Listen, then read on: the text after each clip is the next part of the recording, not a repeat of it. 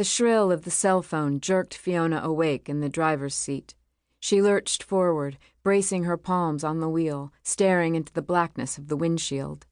She blinked, focused. Had she fallen asleep? She'd parked on the gravel shoulder of Old Barons Road, she remembered, so she could sit in the unbroken silence and think. She must have drifted off. The phone rang again.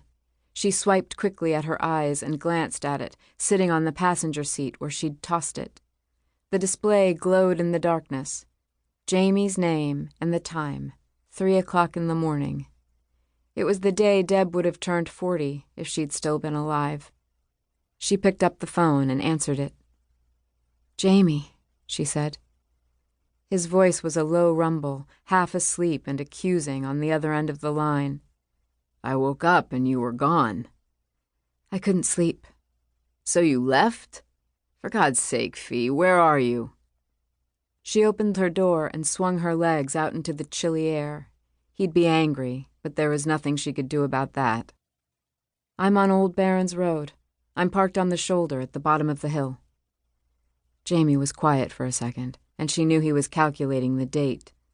Deb's birthday. "Fee." "I was going to just go home. I was." She got out of the car and stood, her cramped legs protesting, the cold air slapping her awake and tousling her hair. She walked to the edge of the road and looked up and down, shoving her free hand into the pocket of her windproof jacket. Back the way she'd come, she could see the road sign indicating 30 miles to Burlington and the washed-out lights of the 24-hour gas station at the top of the hill. Past the hill, out of her sight, she knew there was the intersection with the North Road, with its jumble of fast-food restaurants, yet more gas stations, and a couple of hopeful big-box stores. In the other direction, ahead of the car's hood, there was only darkness, as if Old Barons Road dropped off the face of the earth. "You didn't have to go home," Jamie was saying. "I know," Fiona replied, "but I was restless, and I didn't want to wake you up, so I left and I started driving.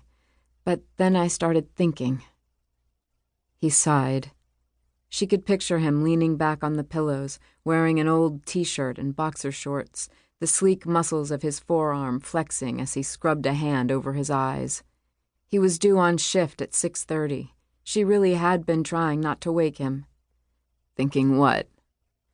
"I started wondering how much traffic there is on Old Barons Road in the middle of the night.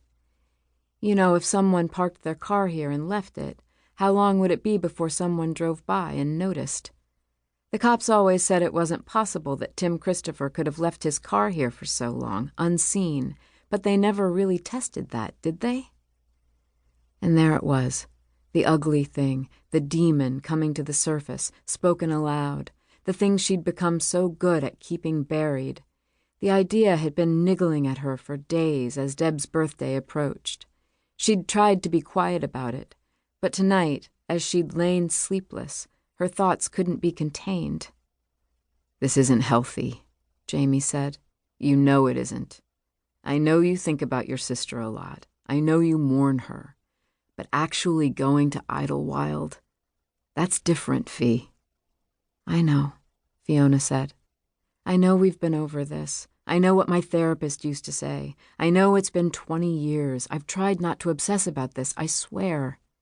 She tried to keep the pleading from her voice, but it came out anyway. "Just listen to me, okay?"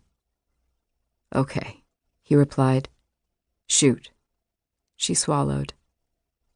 "I came here, and I parked by the side of the road. I sat here for," she checked her watch, 30 minutes. 30 minutes, Jamie. Not a single car passed by, not one. By her calculations, she'd been here for 45 minutes, but she'd been asleep for 15, so she didn't count those.